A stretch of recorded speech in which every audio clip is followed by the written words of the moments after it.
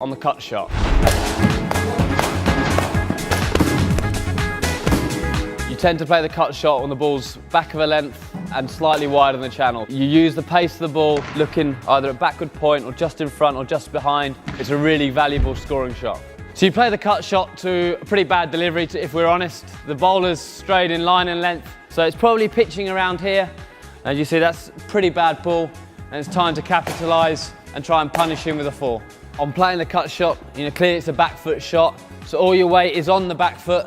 You're going across towards off stump, and as you're hitting the ball, you want to make sure your head is towards the ball. One of the dangers is you can throw your hands at it, you want to hit it as hard as you can, and you lean back and you have no control. So the practice we'll be doing today, we're making sure we're getting right on top of it, maybe going on your tiptoes when you're back in the crease, and really controlling the shot with your eyes and your head and your hands all in the same area.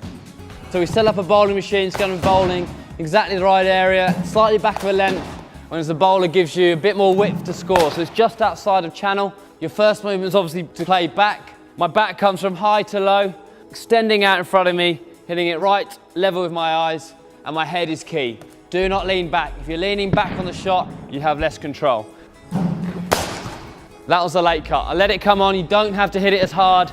You can use all the pace in the ball. With the cut shot, the pace of the ball does all the work for you when you want to hit it slightly behind square. In front of square and on square, you're trying to probably use a bit more welly, trying to hit it a little bit harder. If you're playing the late cut, use all the pace of the ball. As Cooky once said to me, it's like tapping it on his head. You let it come past you, hardly any effort at all, let the ball do all the work, hit it behind you, and it'll go somewhere between gully and third slip, hopefully for 4.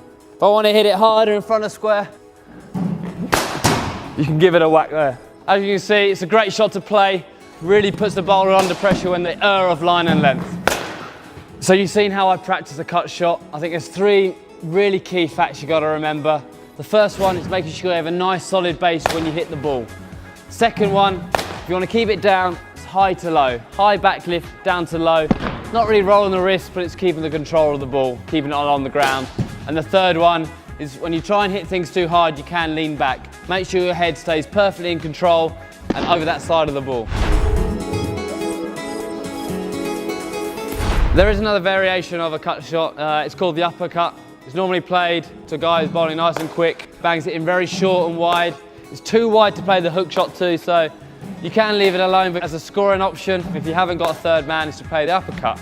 You kind of let all your inhibitions go, and all you're doing is trying to hit the ball upwards with a cut shot. This is very much low to high and giving it some welly. All you're looking on to do is get quarter of a bat, half a bat on it, and it'll fly over the slips.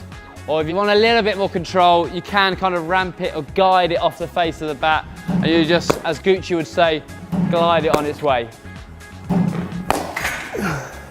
You saw there I had to give myself a little bit of room to create the angle.